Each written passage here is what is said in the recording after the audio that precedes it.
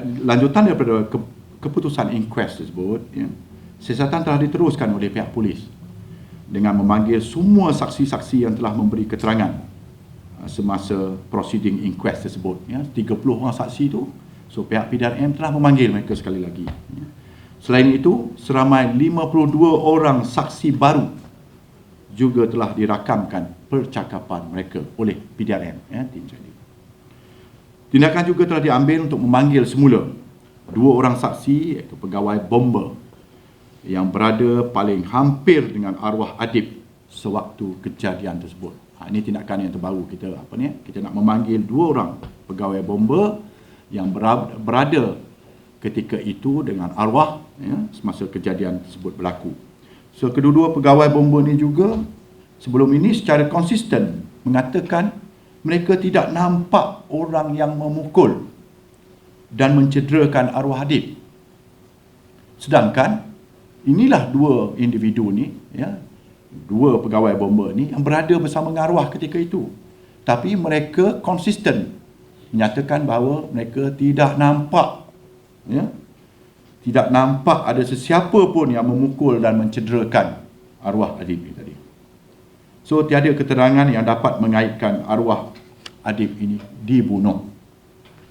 So selain itu, pegawai perubatan Institut Jantung Negara yang merawat arwah Adib juga mengesahkan bahawa arwah tidak dapat berkomunikasi sepanjang arwah ini dirawat di IJN. So semasa proceeding inquest dijalankan, terdapat percanggahan pendapat oleh 2 orang patologis forensik, iaitu pakar forensik yang dilantik oleh keluarga arwah Adib dan juga pakar forensik hospital Kuala Lumpur yang telah menjalankan bedah siasat ke atas jasad arwah Adib. So 2 saksi pakar patologi forensik tersebut juga telah dipanggil untuk dirakamkan percakapan mereka. Oleh kerana masih lagi isu ini berlegar di sana sini, so justru itu PDRM dalam cadang untuk menubuhkan satu pasukan kajian semula dan pandangan tentang dapatan-dapatan patologi forensik tersebut. Kita nak cadangkan kepada pihak ADN supaya ditubuhkan satu pasukan kajian semula. Ini konsisten dengan apa yang diamalkan dalam kes seorang mendiang model daripada Holland yang didapati mati, dipercayai akibat dia jatuh daripada tingkat berapa bangunan tersebut. So siasatan masih dijalankan oleh PDRM dan kertas siasatan akan dirujukkan semula kepada Jabatan Peguam Negara untuk arahan lanjut. So itu kedudukan terakhirnya. Saya tidak ingin nak melengah-lengahkan, tetapi pihak saya telah at the moment exhausted all means and ways and means untuk nak mencari seorang saksi yang dapat benar-benar meyakinkan kami, mengatakan bahawa dia nampak bahawa arwah Adib ni telah ditarik dan dipukul oleh orang ramai. Seorang pun tak ada. So di mana saya nak cari ni?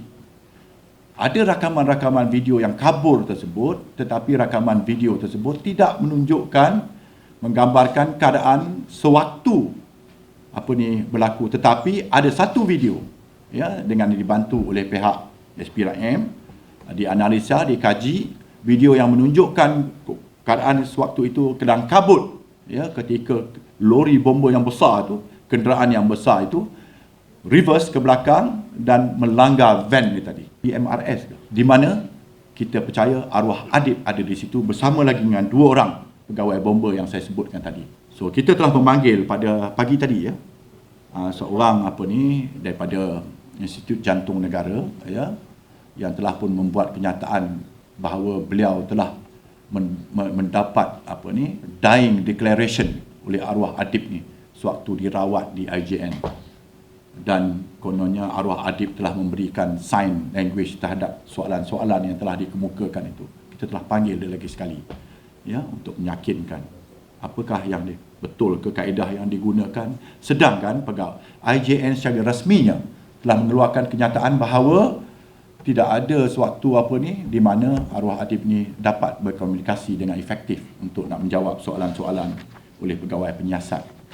So in the absence of witness that can clearly, positively state that, yes, I saw, saya nampak kejadian itu, saya nampak 2-3 orang, 4-5 orang ataupun 1 orang telah menarik arwah ni tadi keluar daripada van, dan saya nampak lagi 5 orang telah memijaknya apa semua. Itu dah lain cerita. Tak ada. No, zero. Yang menjadi masalah kepada kami ialah pegawai bomba yang ada bersama dengan arwah ni ketika tu. Saya pun tertanya-tanya bagaimana dia tak tahu. Dalam keadaan gawat macam mana pun sekurang-kurangnya kita toleh ke belakang, apa nampak. Tapi itulah sebabnya saya terpaksa panggil semula, halusi lagi soalan ni daripada angle yang lain.